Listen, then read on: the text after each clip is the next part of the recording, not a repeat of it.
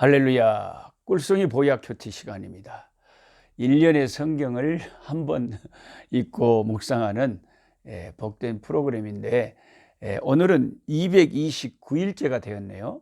229일 동안 하루에 평균 3장 이상씩 공부하니까 오늘 에레미야 33장에 도착했습니다. 오늘은 에레미야 33장에서 35장까지 말씀을 공부하려고 합니다. 지구촌 곳곳에서 예수님 붙잡고 오늘 또 열심히 살아가시는 천국 가는 순례자 믿음의 형제 자매 여러분에게 하나님의 평강과 은총이 함께 하시길 바랍니다. 에레미야 33장을 펼쳐보시면 에레미야가 감옥에 여전히 갇혀 있습니다. 그런데 그 감옥에 갇혀 있는 에레미야에게 하나님의 말씀이 임한 겁니다. 인간은 감옥에 갇혀 있을 수 있고 어떤 어려움을 당할 수 있고 다양한 일을 만날 수 있지만 하나님의 말씀은 매이질 않아요. 그래서 여러분 디모데후서 2장 9절에 사도 바울이 이런 아주 말씀을 하고 있습니다. 사도 바울이 디모데후서를 기록할 때는 이제 순교를 앞두고 있었거든요. 감옥에 갇혀 있었잖아요. 여러분 성경 한번 찾아보세요. 같이 찾겠습니다. 디모데후서 2장 9절 말씀, 사도 바울이 감옥에서 뭐라고 하는가 봐보세요. 신약성경 344페이지에 있는데 디모데후서 2장 9절에 이렇게 말씀합니다. 복음으로 말미암아 내가 죄인같이 매이는 데까지 고난을 받았다. 바울이 뭘 잘못했다고 감옥에 갇혀야 됩니까? 뭘 잘못했다고 죽어야 됩니까? 예수 이름 때문에 감옥에 갇히고 예수 이름 때문에 지금 목숨을 잃게 되었습니다. 복음 때문에, 예수 때문에 죄인과 같이 감옥에 갇혔어요. 에레미야가 왜 감옥에 갇혔습니까? 하나님의 말씀 진실하게 전파하다가 그 말씀을 싫어하는 이 마귀와 마귀에게 조종받는 이 악한 자들이 하나님의 종을 감옥에 가뒀죠. 복음으로 말미암아 내가 죄인과 같이 매이는 데까지 고난을 받았지만 하나님의 말씀은 매이지 아니하니라. 하나님의 말씀은 매이지 않고 계속 전파된다는 겁니다. 비록 그들이 바울을 순교자로 이제 죽이겠지만은 바울은 순교해도 하나님의 말씀을 전하는 자들은 하나님 계속 세우셔가지고 예수님 다시 이 땅에 오시는 날까지 말씀을 들고 바로 선포하는 자들은 계속 있게 되는 겁니다. 할렐루야, 아멘. 그러면 옥에 갇힌 이 에레미야에게 하나님께서 어떤 말씀을 전하고 계시냐?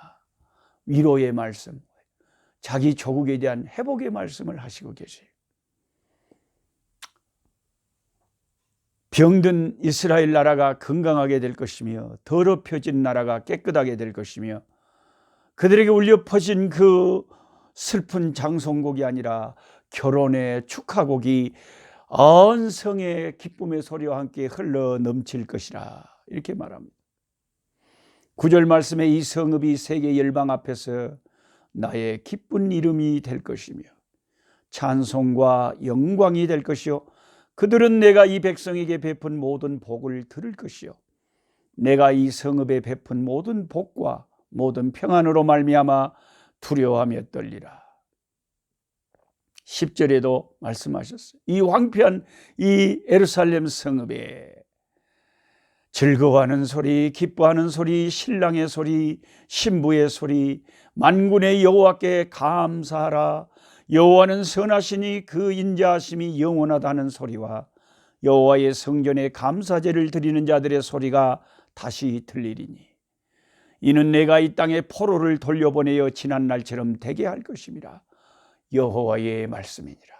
70년 동안 적막하던 이 성읍 완전히 폐허가 돼버려요. 여러분 우리 그 폐가 있잖아요. 집이 완전히 사람이 안 살아가지고 폐가가 돼버리면 막 어이구 막 지들이 왔다 갔다 하고 막 흉흉한 그렇게 예루살렘 성읍이 유다가 70년 동안 짓밟혀있었는데 다시 하나님이 그 황폐화된 폐가와 같은 유다를 예루살렘을 다시 회복시키고 사람들로 기쁨의 소리, 감사 예배의 소리, 찬송의 소리, 즐거움의 소리가 울려 퍼지는 다시 회복의 역사를 펼칠 것이라고 감옥에 갇혀 있는 선지자의 입술을 통해서 회복의 메시지를 던져주고 있습니다. 참 얼마나 은혜스러운 말씀인지 몰라요. 12절에 황폐하여 사람도 없고 짐승도 없던 이곳과 그 모든 성읍에 다시 목자가 살 곳이 있으리니 그의 양떼를 눕게 할 것이라. 할렐루야. 구원의 회복의 메시지가 계속됩니다. 우리 주 예수 그리스도가 오셔서 재림하여 오시는 날은 이게 이스라엘의 역사적인 그 바벨론 유수에서 포로로 다시 회복돼서 그 바벨론 유폐에서 벗어나서 회복할 것이 이미 역사적으로 이루어졌고 그걸로 끝나는 게 아니라 이건 이중 예언이죠. 영적인 이스라엘이 회복되는 때가 온다는 거죠. 예수 그리스도께서 공중에 재림 나팔 소리와 함께 나타나시고 세상이 끝이 나면 그때 여호와를 아는 지식이 물이 바다를 덮음같이 온 세상에 가득하며 예수께서 왕이 되어 다스리는 그 나라에 저와 여러분이 살게 될 때 그 기쁨과 그 즐거움은 말로 다할 수 없는 복된 소망의 시간이 될 것을 우리는 믿습니다. 23절에 여호와의 말씀이 예레미야에게 임하니라 이르시되 이 백성이 말하기를 여호와께서 자기가 택하신 그들 중에 두 가계를 버리셨다 하는 것을 네가 생각하지 아니하느냐. 하나님이 두 가계, 두 가문, 두 킹덤을 버렸다. 이건 무슨 말입니까? 그것은 이스라엘과 남유다를 버렸다 그 말이에요. 그 하나님이 버린 게 아니죠. 자기들이 죄를 지어서 하나님을 떠남으로 하나님이 그들을 회복시키고 정화시키고 변화시키려고 채찍을 드신 거죠. 그들이 내 백성을 멸시하여 자기들 앞에서 나라로 인정하지 아니하도다. 그렇지만 여호와께서 이와 같이 말씀하신 내가 주와 맺은 언약이 없다든지 천지의 법칙을 내가 정하지 아니하였다. 하나님이 다 정하셨죠. 야곱과 내 종 다윗의 자손을 버리고 다시는 다윗의 자손 중에 아브라함과 이삭과 야곱의 자손을 다스릴 자를 택하지 아니하라. 내가 세상을 창조하지 않았다면 내가 이 아브라함과 다윗의 자손을 버릴 것이지만 내가 누구냐? 내가 창조주가 아니냐?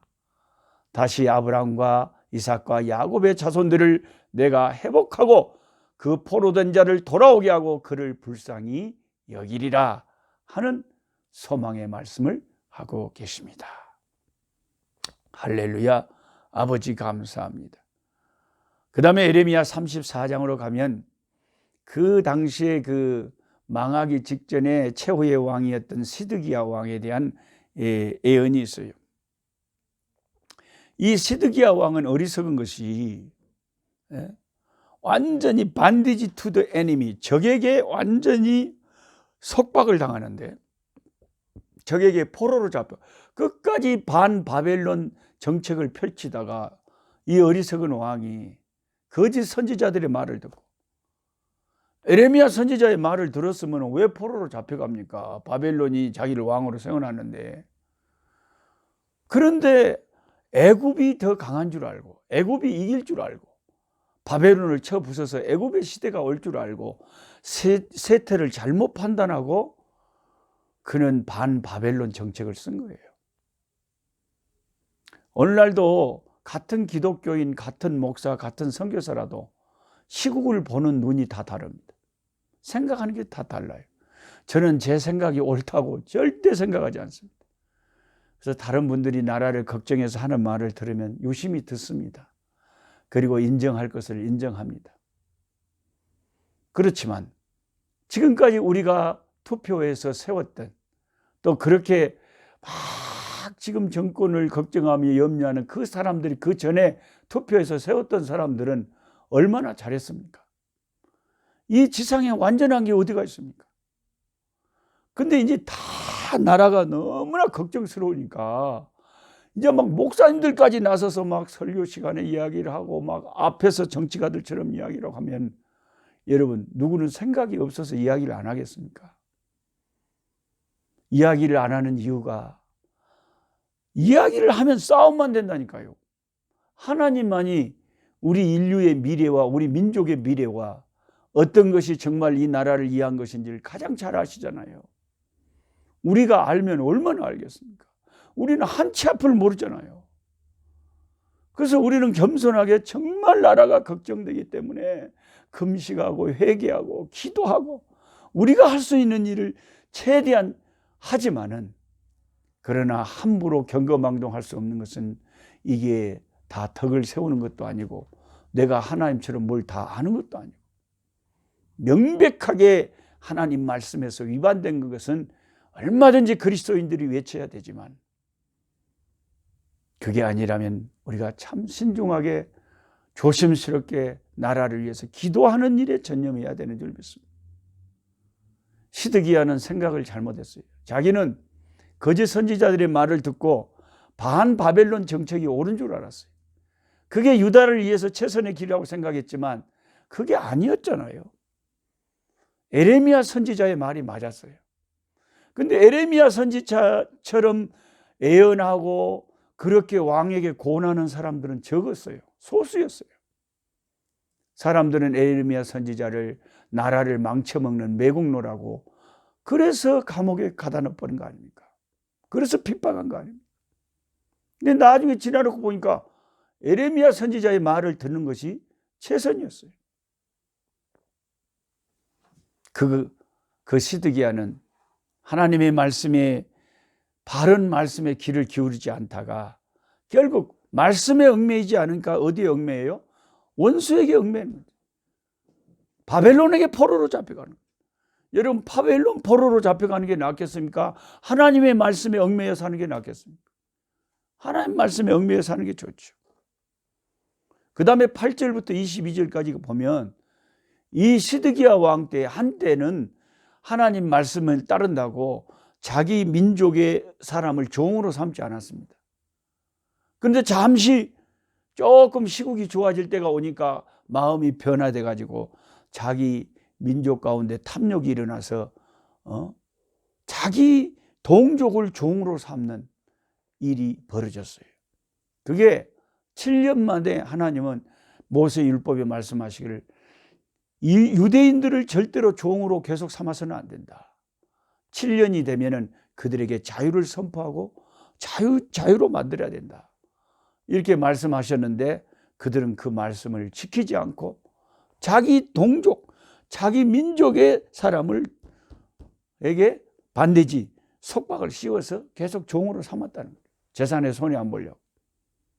그래가지고 어떻게 됐습니까? 그래서 하나님의 심판이 임하고 이 유대인들이 이제 완전히 전염병에 노출되고 사망에 노출되고 완전히 멸망하게 되니까 그들이 조금 이익을 보려고 하나님 말씀 안 지키다가 완전히 쫄딱 망하게 되는 꼴을 당했다는 거예요.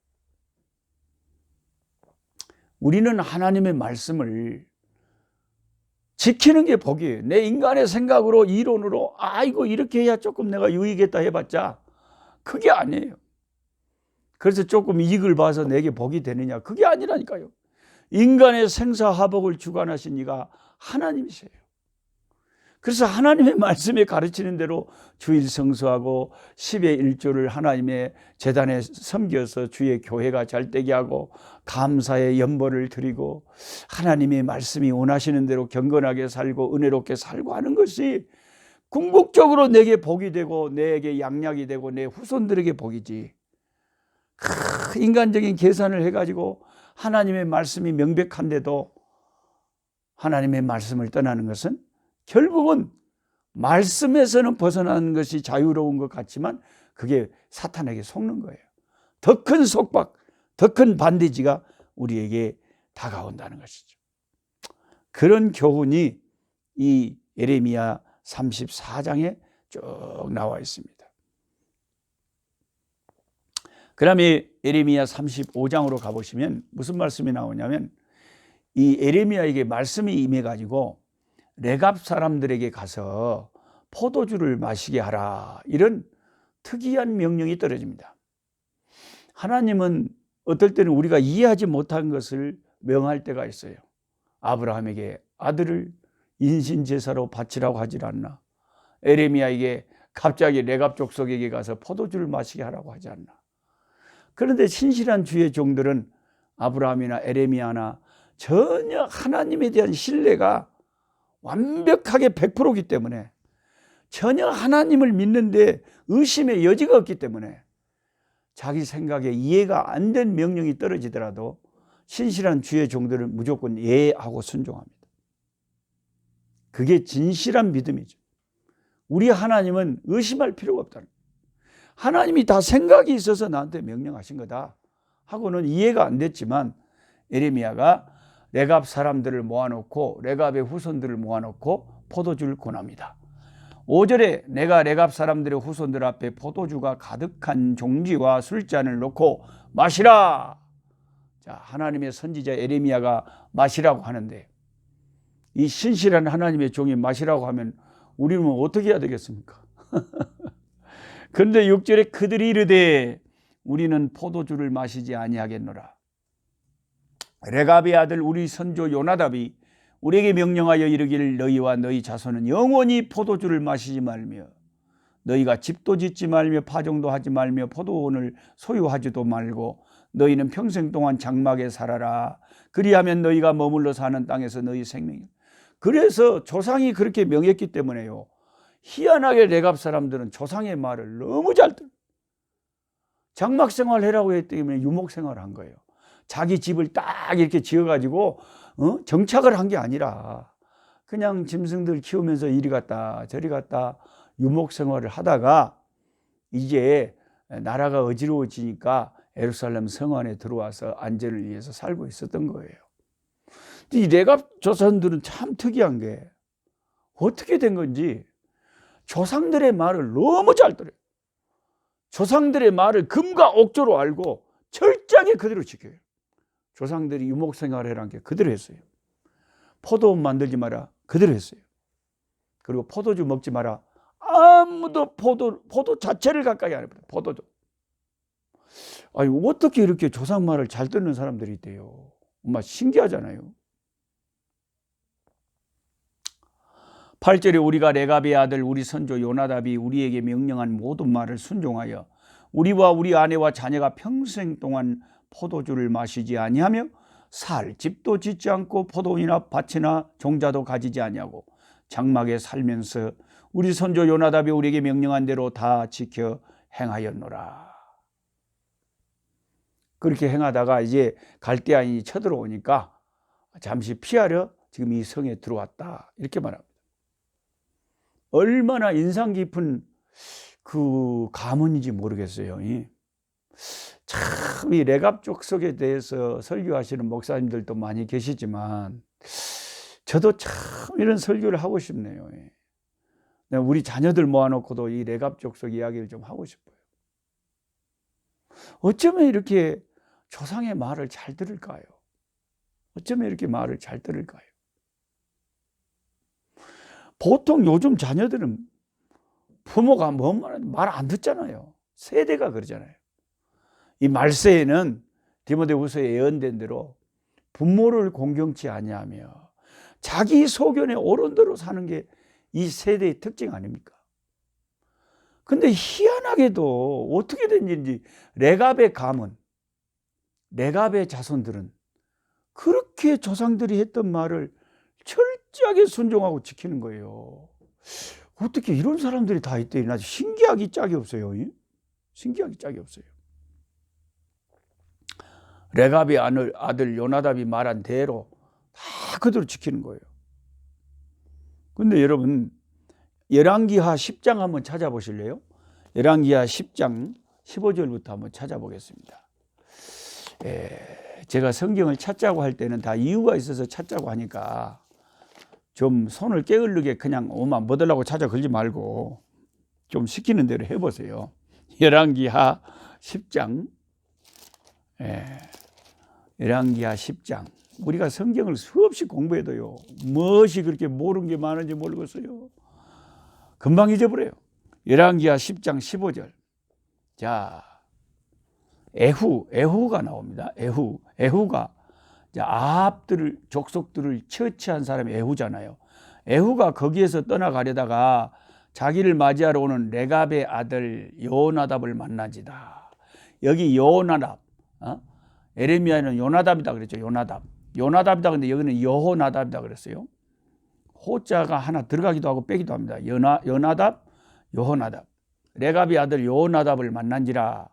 그의 안부를 묻고 그에게 이르되 내 마음이 네 마음을 향하여 진실함과 같이 내 마음도 진실하냐 하니 여호나답이 대답하되 그러하니이다. 이르되 그러면 나와 손을 잡자. 손을 잡으니 에후가 끌어 병거에 올리며 이르되 나와 함께 가서 여호와를 위한 나의 열심을 보라 하고 이에 자기 병거에 태우고 사마리아에 이르러 거기에 남아있는 바 아합에게 속한 자들을 죽여 진멸하였으니 여호와께서 엘리야에게 이르신 말씀과 같이 되었더라. 보세요.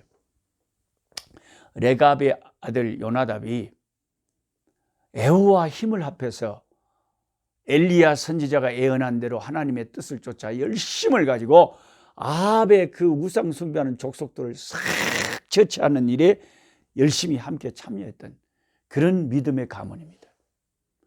그런 아주 하나님을 위해서 열심히 있는 믿음의 가문 후손들이 레갑의 후손들이다. 그들은 그와 같은 경건한 조상들로부터 받은 유산을 가지고 있었습니다.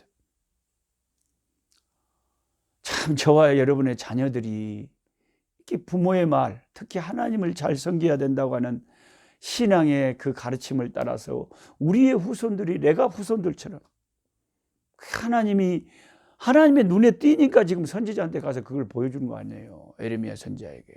이렇게 신실한 가문도 있다.